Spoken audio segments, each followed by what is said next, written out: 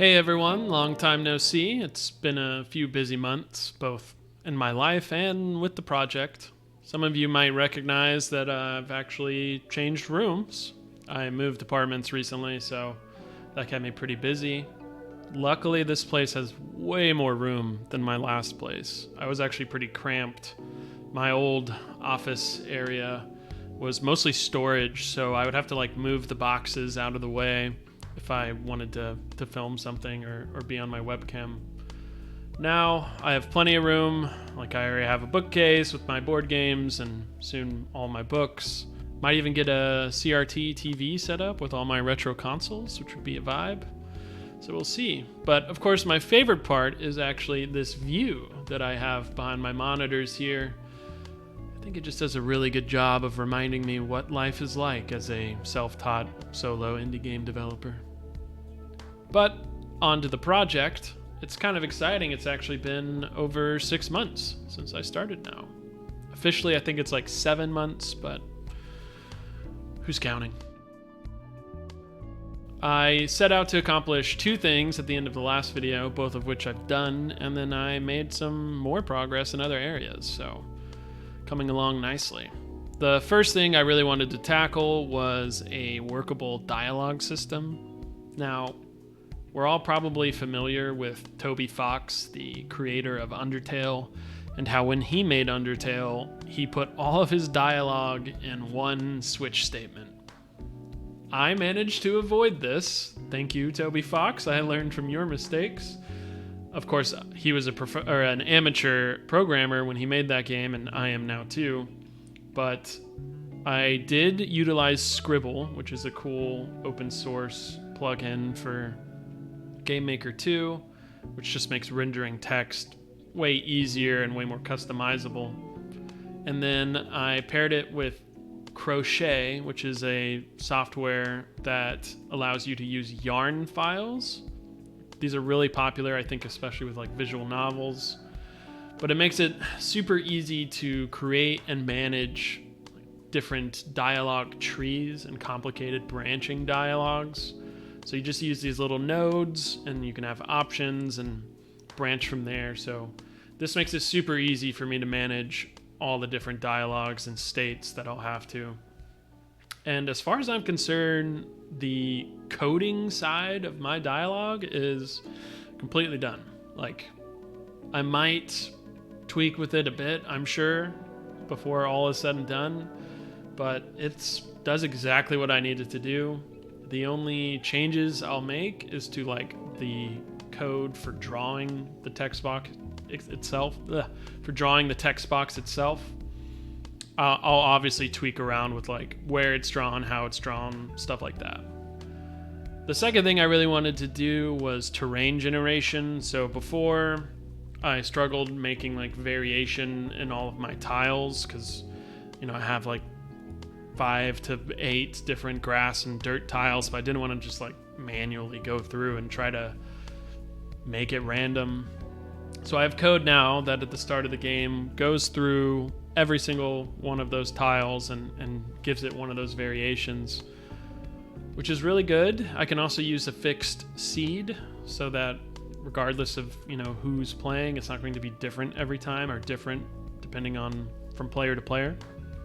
And then the second aspect of random generation I also finished, which was randomizing the creation of things like trees and logs and rocks that are in the farming area. So that the player, 1, has to clear space for using farmland, and 2, has a way to gather resources pretty easily.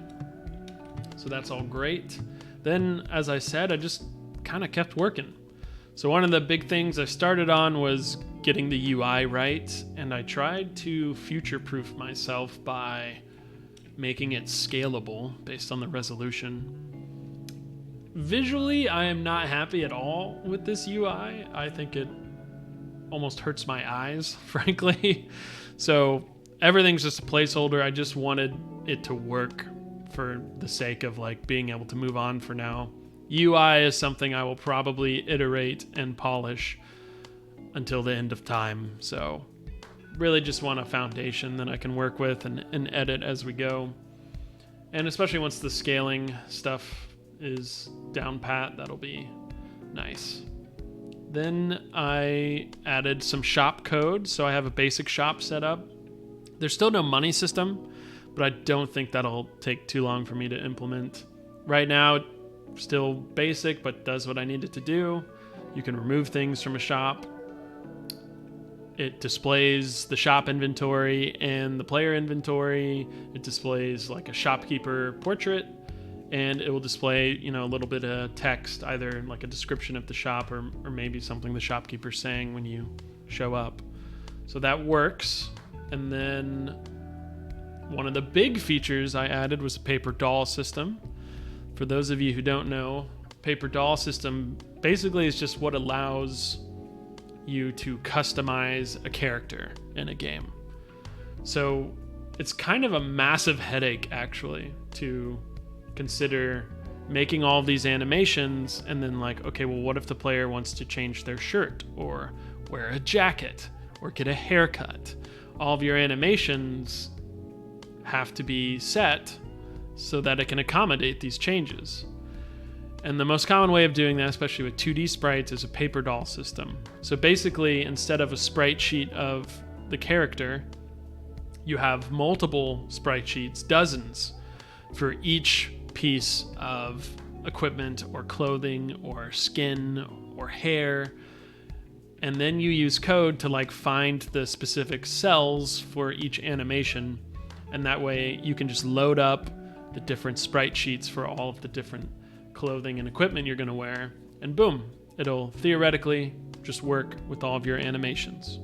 So that is officially set up, which sounds kind of complicated, but frankly, it was just busy work. It wasn't too bad. And then last but not least, I implemented gift giving. Now this one, to me, is one of the most exciting features I've implemented so far, because this is where I, for the first time, am going to take a pretty major departure from the typical like cozy farming game. So I've always thought it was super weird in all of these games that the way you make friends or even, get a wife or a husband and have children is you give them random shit. Like, oh, I gave Leah 2 salads every week for 3 weeks. Now she's the mother of my children. This always just felt like really unnatural, and for me personally, it always kind of pulled me out of the immersion of like being in a town, because this is just not how human relationships work.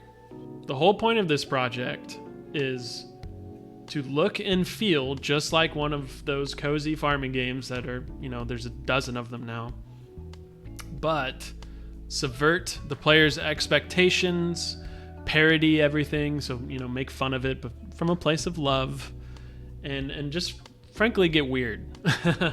Do the unexpected. And one of the major areas I want to do this is with your relationships with the townspeople. So especially early on, as far as the player is concerned, this is going to be what they need to do. They need to figure out what characters like and dislike and give them those things to slowly build up their heart meter or whatever. And I will have events and dialogue based on the gifts you give. Right now I have it set up where characters will have gifts they like and don't like and will respond in kind. But I'm going to point out kind of how weird this is, and the more you play, the more you'll figure out like how to actually build relationships with these different characters.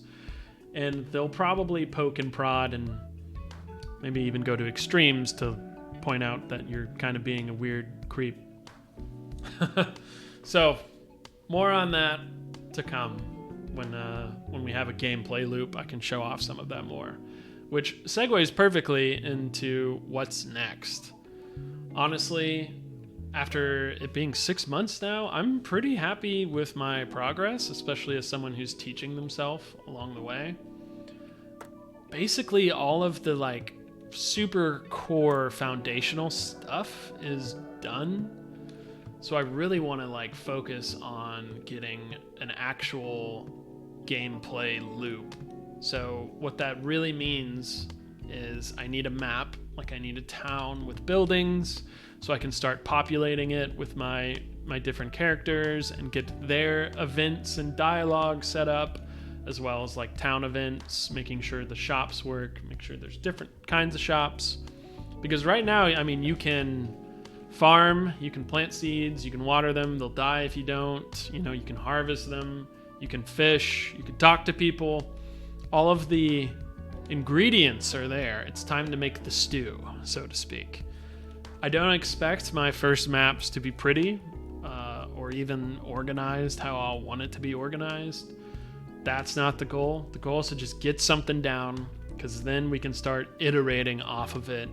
I can slowly make the town prettier or slowly make the layout better.